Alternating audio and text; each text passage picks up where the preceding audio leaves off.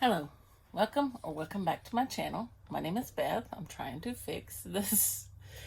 Okay, so as you can see, this is another TBR or pile of possibilities,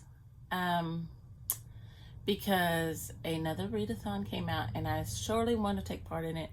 Several of the books that I've already had on here on my TBR will work, and some of them from the big book summer challenge.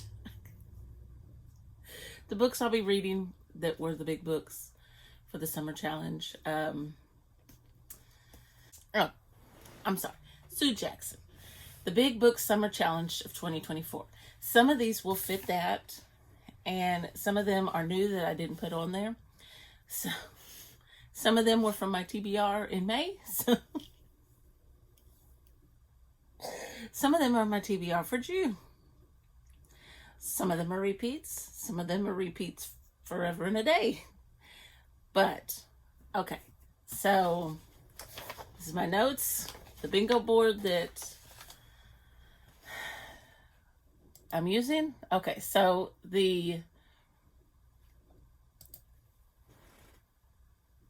Okay. My name is Beth. Readathon that I'm going to be taking part in, along with, let me mute this because that's my mom, is the Read Historical Fiction 2024, and it was put out by Shelley Swearingen, and I found it like the day after I put out my big book summer challenge pile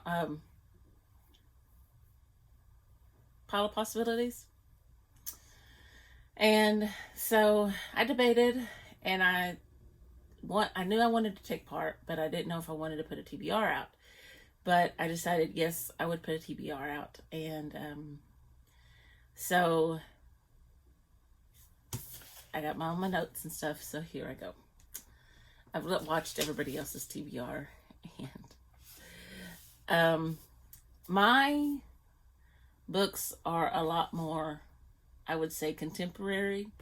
So the first prompt is read a work of historical fiction with a speculative or magical realistic. Let me start over. Read a work of historical fiction with a speculative or magical realistic element. So I found two that I kind of want. One of them I want to read, but one of them is I don't have physically, and it's called My Lady Jane. I'll put a picture up here, and not real sure what it's about.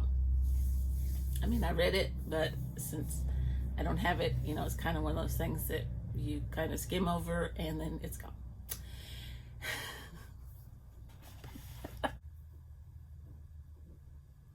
At 16, Lady Jane Grey is about to be married off to a stranger and caught up in a conspiracy to rob her cousin, King Edward, of his throne. But those trifling problems aren't for Jane to worry about. Jane gets to be Queen of England. Like that could go wrong. Or the other one I found was, and I have this one physically, and I've been wanting to read this one because the cover is just so beautiful, and I love thrillers, and it seems like this could be a thriller, and this is no longer on my TBR, so this needs to go back into it's not on my monthly TBR. The River We Remember by William Kent Kruger. And it says, on Memorial Day 1958, as the people of Jewel, Minnesota gathered to remember and honor the sacrifice of so many sons in the wars of the past, the half-clothed body of wealthy landowner Jimmy Quinn is found floating in the Alabaster River. Investigation of his death falls to Sheriff Brody Dern, a highly decorated war hero who still carries the physical and emotional scars from his military service. Even before Dern has the results of the autopsy, vicious rumors begin to circulate that the killer must be Noah Bluestone, a Native American World War II veteran who has recently returned to Jewel with a Japanese wife. As suspicions and accusations mount and the town teeters on the edge of more violence, Dern struggles not only to find the truth of Quinn's murder, but also to put to rest the demons from his own past. So, I really like the way that one sounds. Okay, and then I found read a classic work of historical fiction.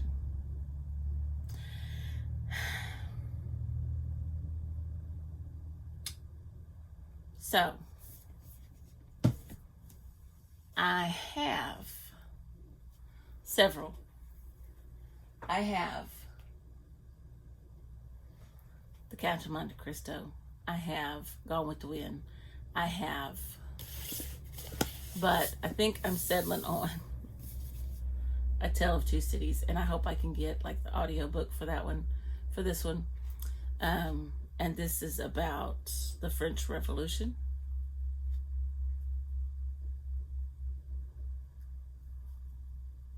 Sorry, I didn't read this one in high school, and I don't know enough about it to even,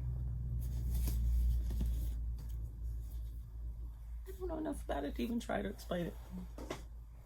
Okay. The next one says, read a work of historical fiction set in a different country to the one you're from. So,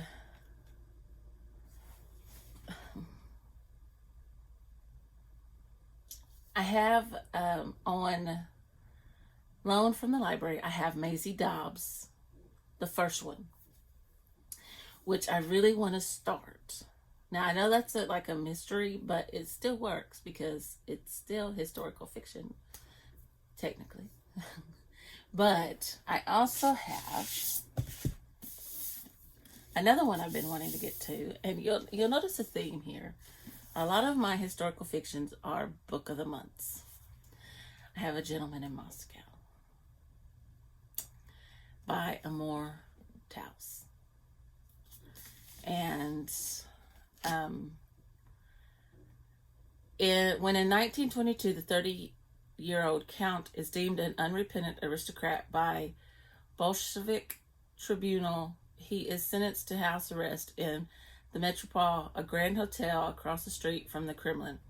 An indomitable man of erudition and wit, Rostov must now live in an attic room while some of the most tumultuous decades in Russian history are unfolding outside the hotel's door. Unexpectedly, the Count's reduced circumstances provide him entry to a large world of emotional discovery as he forges friendships with the hotel's other denizens, including a willful actress, a shrewd Kremlinite, a gregarious American, and a temperamental chef. But when fate suddenly puts the life of a young girl in his hands, he must draw on all his ingenuity to protect the future she so deserves. So I have that one. And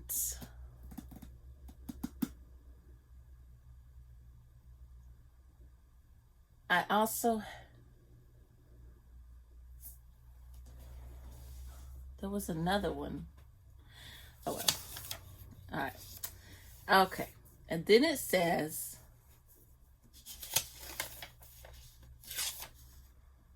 read a work of historical fiction from the perspective of an ordinary person. So I have a book that I won from Goodreads, a Goodreads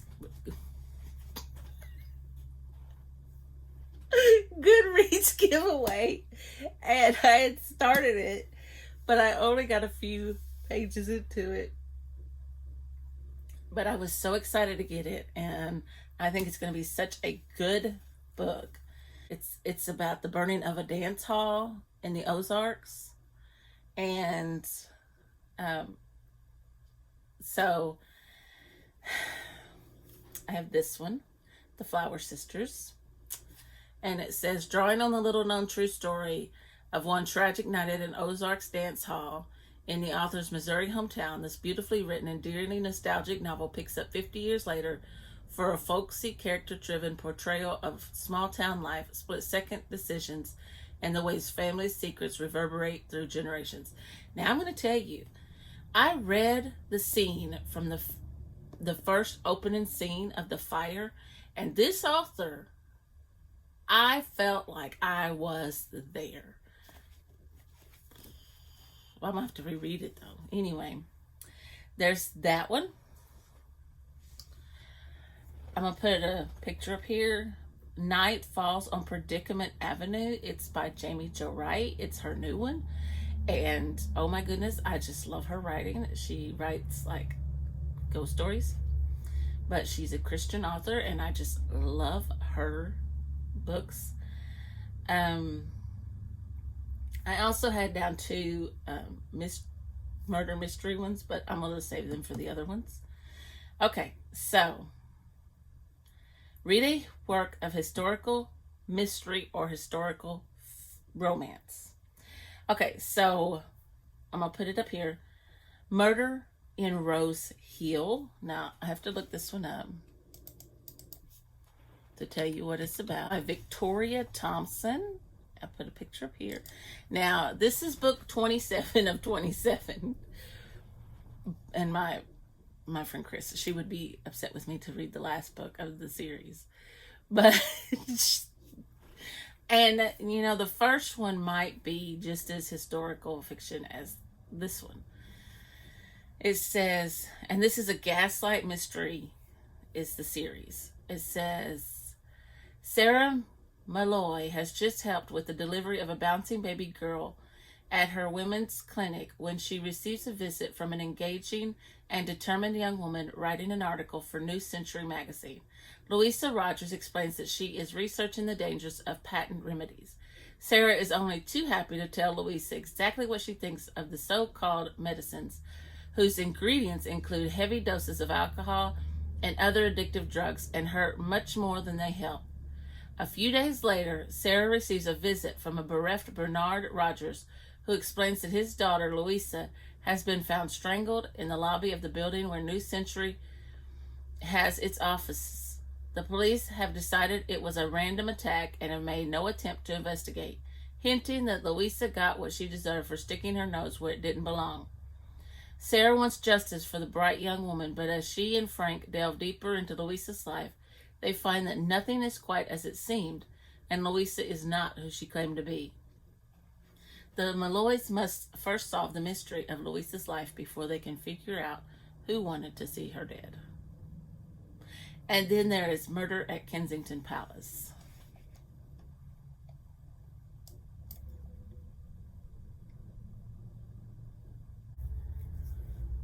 And this one is if you have Audible, it's a free audiobook or it's a free Kindle. It's a Rexford and Sloane mystery. It's book 3 of 8. And it's Charlotte Sloane is a secret. Her identity is a secret, but she's a controversial cartoonist, and she goes under a pseudonym.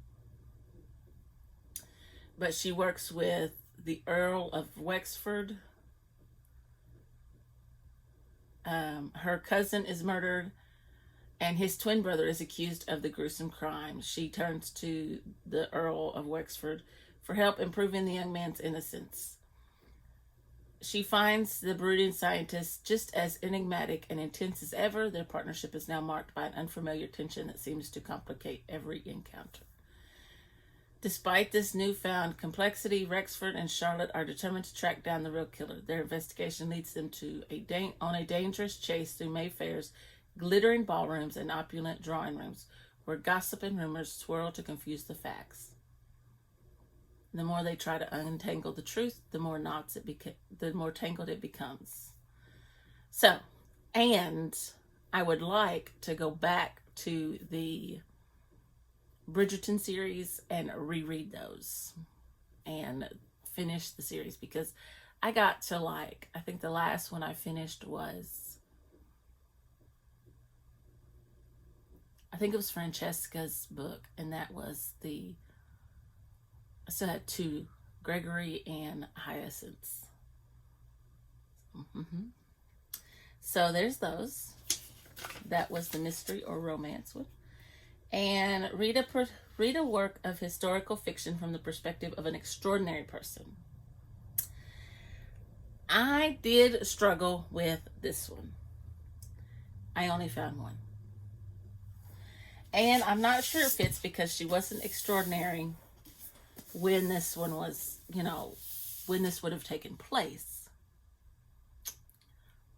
But I covered myself. So I have two options. I watched Shelley's book. Not her book. Yeah, I watched her book. I watched her announcement video, and I was so taken by her description of, what was that book?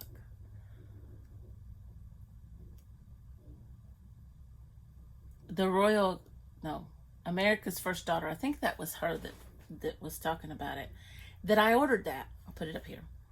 And I also ordered The Royal Governess too. So I have those books on order, and even if I don't read them for this, then I have them for later.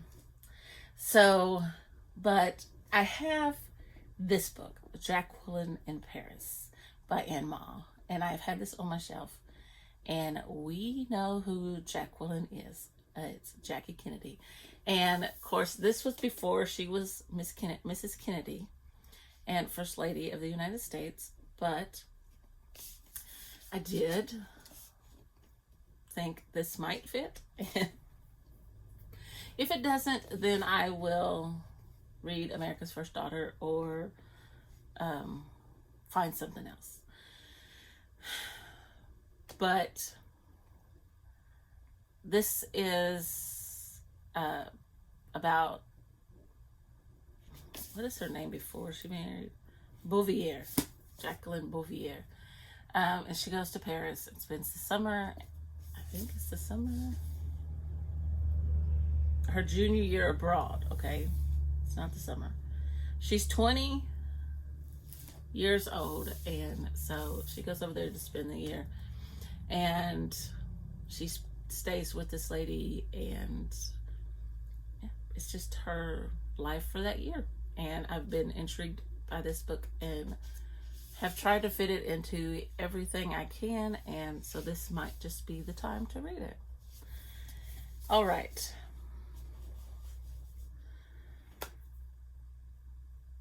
Read a work of historical fiction set in a country you're from. I have several.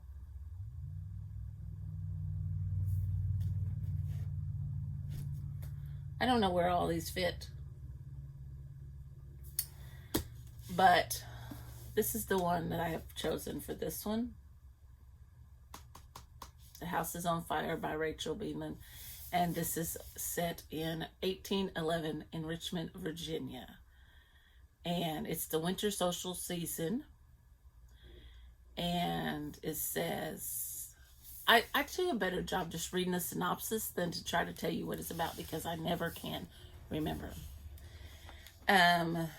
It's the height of the winter social season, and many of Virginia's elite have made the long journey to the capital in hopes of whiling away. He sees a bunny outside. Okay, let me try that again. Richmond, Virginia, 1811. It's the height of the winter social season, and many of Virginia's elite have made the long journey to the capital in hopes of whiling away the darkest days of the year. At the city's only theater, the Placid and Green Company puts on plays for the populace that's done looking for enlightenment at the front of the church. On the night after Christmas, the theater is packed with holiday revelers. In a third-floor box sits newly widowed Sally Henry Campbell, who is glad for any opportunity to relive the happy time she shared with her husband. In the colored gallery, Cecilia Patterson doesn't give a whit about the play, but is grateful for a 4-hour reprieve from a life that has recently gone from bad to worse. Backstage, young stagehand Jack Gibson hopes that, If he can impress the theater's managers, he'll be offered a permanent job with the company. And on the other side of town, blacksmith Gilbert Hunt dreams of one day being able to bring his wife to the theater. But he'll have to buy her freedom first. And of course,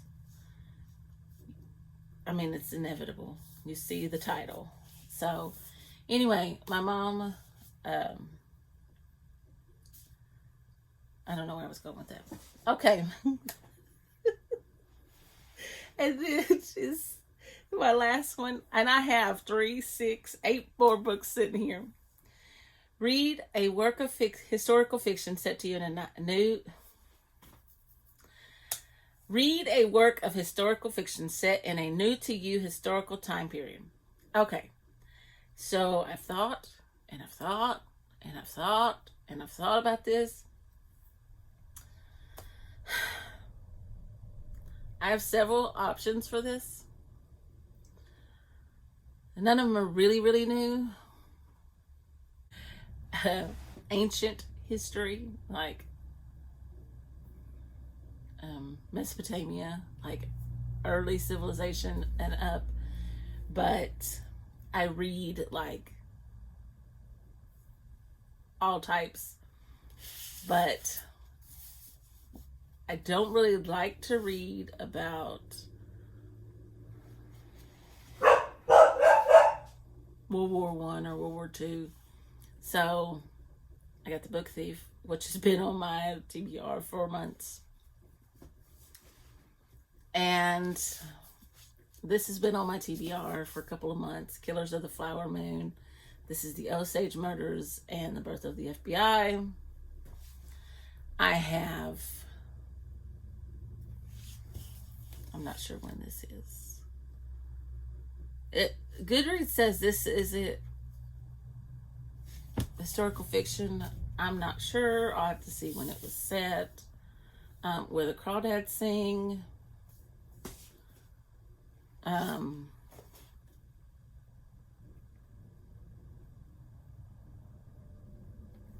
Remains of the Day, they say, is a historical fiction.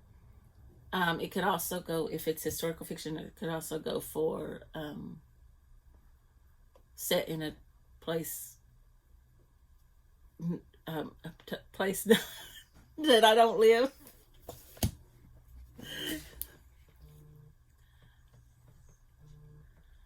Also, there is,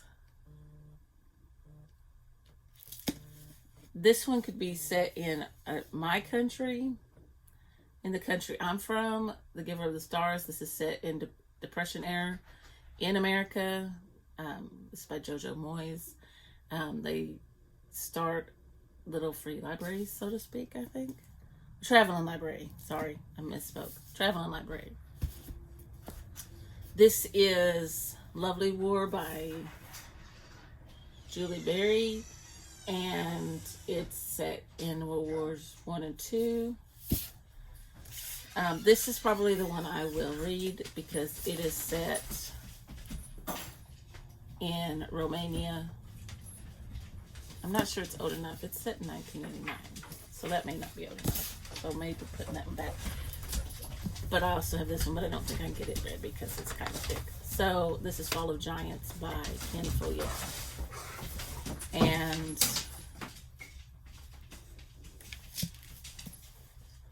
it also has the, I believe it's the Coronation.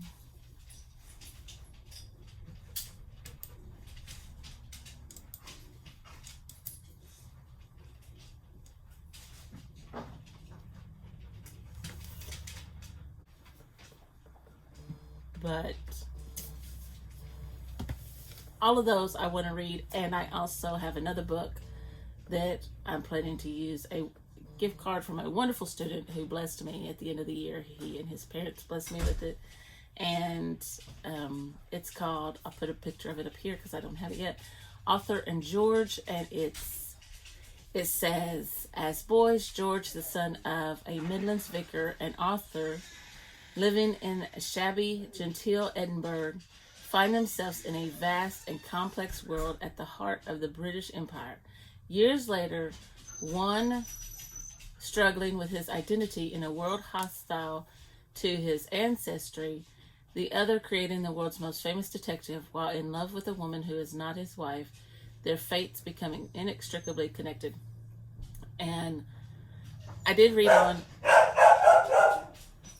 on Goodreads that it talks about, where it talks about it, that George is a Native American and author is Sir Arthur Conan Doyle.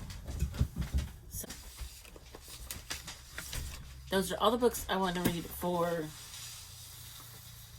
the historical fiction readathon. And will I get them all read? Absolutely not, because I have a bunch of others, but I'm going to try. So if you're not already subscribed to Shelly, please go subscribe. She's wonderful, and I enjoy watching her videos. And if you're not subscribed to me, just click that subscribe button, and I'll see you in the next video.